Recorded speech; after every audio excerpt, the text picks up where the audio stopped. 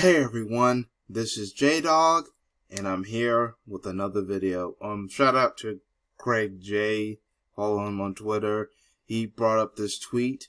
Hundreds of Chinese Americans donated to white supremacist group the Proud Boys before January 6th Capitol riot. Everyone knows about the Capitol riot when all them rednecks, all them white supremacists, all them racists stormed that Capitol. We all remember that. But it turns out that some Chinese Americans were also in support of that riot on January 6th. There's even an article. This article is from US Today, but it's associated from MSNBC.com, but it's associated with USA Today. Proud Boys saw a wave of contributions from Chinese diaspora before U.S. Capitol. This article is from Will Careless from the USA Today, but it's on MSNBC.com. Donations started coming around 10 p.m. on December 17th. This was last year when these donations. A donor named Lin Zhang gave $100. A few minutes later, someone named Jun Lee donated $100. Then Ho X, who, or whatever, because the names, forgive me, I pronounced them wrong, gave $20, followed by shortly by $25 from Ying Pin Pei. In all, almost 1,000 people with Chinese Samir gave about 86,000 to a fundraiser on the crowdfunding platform Give Send Go for members of the extremist gang the Proud Boys. Their gifts made more than 80% of the 106,107 raised for medical costs for members of the Proud Boys who were stabbed during violent clashes in Washington mid-December.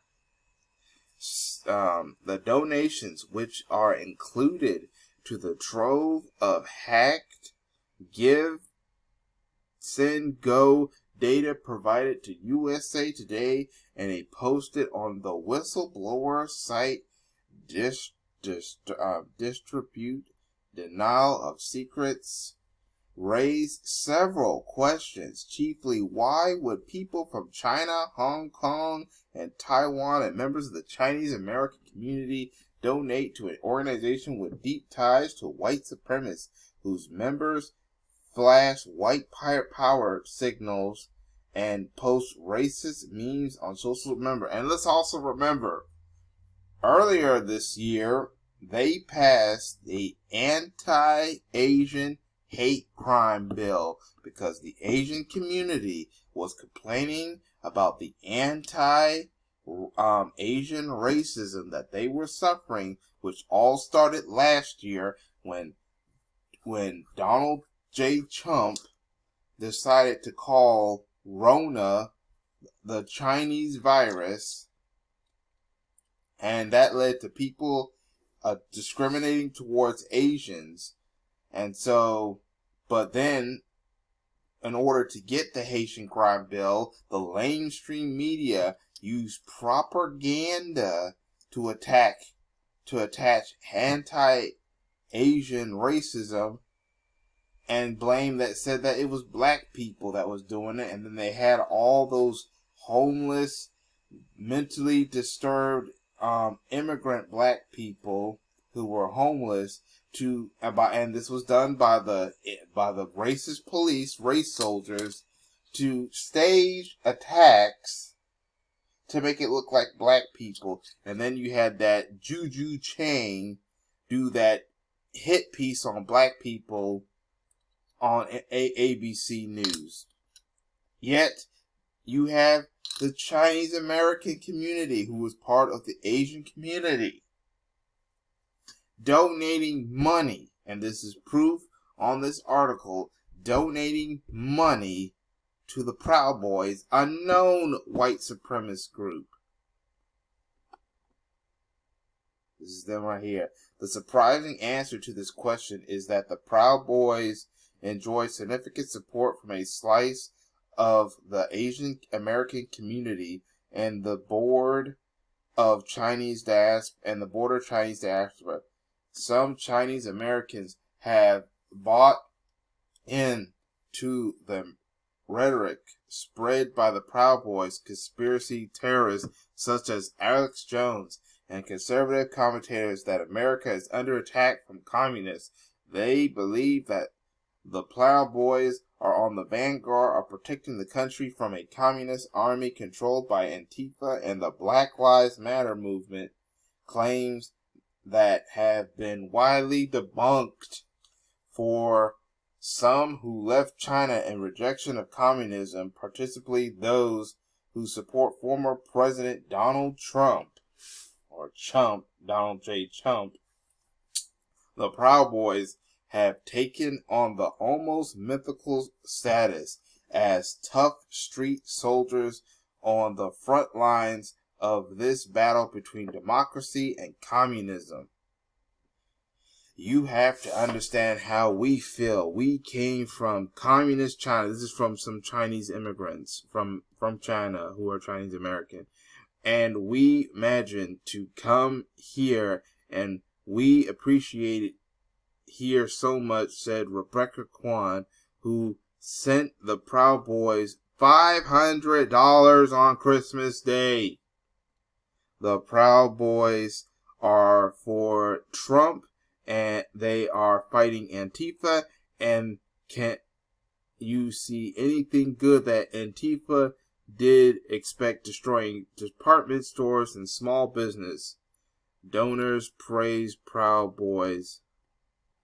You know, I'm not going to read all this, but I will leave a link to the article for you to read it at your own time and to show evidence of what's been going on. Yet, the same community was blaming black people for anti-Asian hate, but they are donating to white supremacists, but want a crime bill to protect them from racism, and blame all the racist attacks on them on black people. Do you see the effery that's going on? And even some of their own people see the effery.